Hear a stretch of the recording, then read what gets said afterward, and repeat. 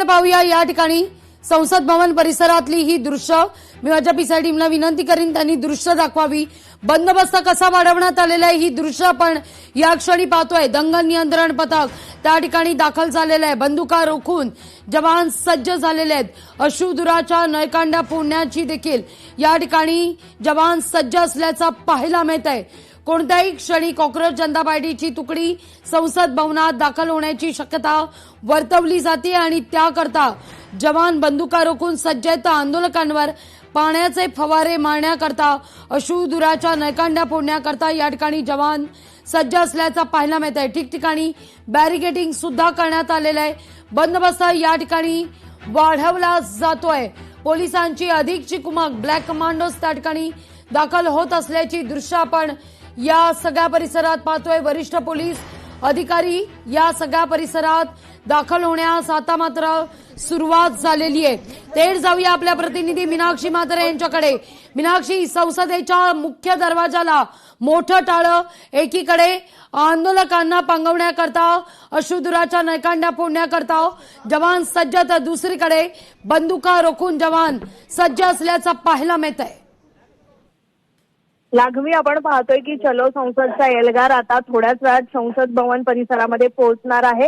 एकीकडे आपण पाहतोय की तगडा पोलिसांचा बंदोबस्त असताना मात्र ज्या ठिकाणाहून हा संपूर्ण जंतर मंतरच्या ठिकाणाहून हा सगळाच मोर्चा जो आहे तो निघाला आणि त्याच वेळी लाठीचार्ज झालेला आपल्याला पाहायला मिळाला। खरं तर या सगळ्याच मुद्द्यावर आपण पाहतोय विद्यार्थ्यांचे सगळे प्रमुख प्रश्न आहेत, मागण्या आहेत, यावर संसदेमध्ये देखील मोठा गदारोळ झालेला पाहायला मिळतोय। हा सगळ्याच विषय चर्चेला आल्यानंतर आपण पाहतोय की 3 वेळा एकूणच संसद भवन मध्ये सभा जी आहे ती तहकूब करण्यात आली आणि त्यानंतर आता आपण पाहतोय की हे सगळेच आंदोलक जे आहेत ते थोड्याच वेळात आता संसद भवन मध्ये पोहोचणार आहेत।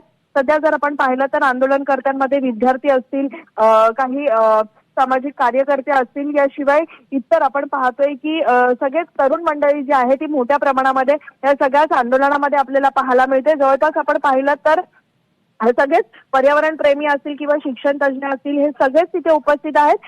आणि सोनम वांगचुक यांनी ज्या पद्धतीत विनंती केली आणि त्यानंतर आपण पाहतोय की अभिजित दीपके हे मागच्या काही दिवसांपासून 2 ते 3 दिवस झालेले आहेत उपोषण करत आहेत आणि आता सोनम वांगचुक यांनी एक विनंती केलेली आहे की तब्येतीची जी कारणं त्यांनी सांगितलेली आहेत त्या सगळ्यालाच मान राखून जे आहे ते आता अभिजित दीपके यांनी आपलं बेमुदत उपोषण जे आहे ते आता मागे घेतलेलं देखील समजत आहे।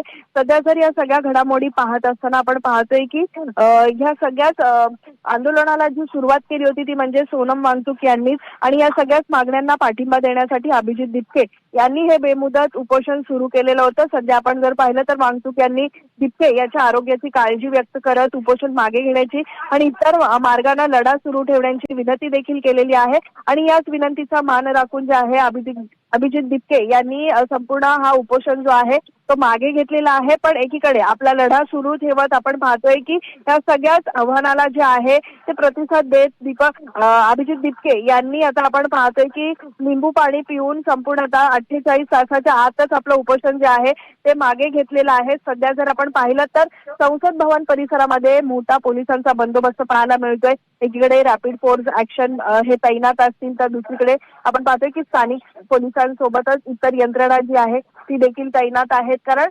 मोठ्या संख्येनं हे तरुण एकवटलेले आहेत आणि विद्यार्थ्यांच्या विविध मागण्यांसाठी संपूर्ण आता हे आंदोलन जे आहे ते पुकारण्यात आलेलं आहे। लाघवी, सगळ्या परिसरात जर आपण पाहिलं तर एक तणावपूर्ण वातावरण सध्या निर्माण झालेलं आहे। त्यामुळे संपूर्ण सगळ्यांचीच लक्ष जे आहे ते या सगळ्याच परिसरात लागलेलं आहे। मीनाक्षी, या घडीला आपण ही दृश्य पाहतोय की संसदेचं गेट जे आहे ते संसद भवनाचं गेट पूर्णपणे बंद करण्यात आलेलं आहे आणि मोठा बंदोबस्त या सगळ्या परिसरात ठेवण्यात आलेला आहे। त्यामुळे अर्थातच उत्कंठा वाढत चाललेली आहे। ही दृश्य फार महत्वाची आहेत। एकीकडे अश्रुधुराच्या नळकांड्या फोडण्याकरता जवान सज्ज, तर दुसरीकडे जवान पोलीस बंदुका रोखून सज्ज आहेत। कॉक्रोच जनता पार्टीचे आंदोलक कोणत्याही क्षणी संसद भवन परिसरामध्ये दाखल होतील अशी एक शक्यता वर्तवली जाते आणि त्या दृष्टीनं पूर्णपणे संसद भवनाचे गेट हे बंद करण्यात आल्याचं पाहायला मिळत आहे। या सगळ्या एकीकडे घडामोडी घडत असताना तिथं लोकसभा आणि राज्यसभेचं कामकाजही याच मुद्द्यावर 3 वेळा तहकूब करण्यात आलेलं आहे. त्यामुळे काय वाटतं, धर्मेंद्र प्रधान आज काय भूमिका घेऊ शकतात?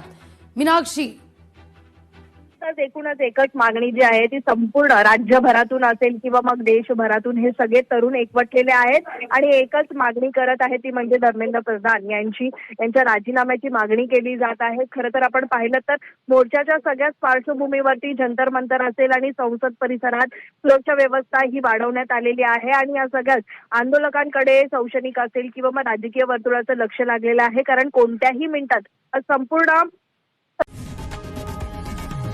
लोकशाही मराठी ऐका, पहा, जागरूक रहा.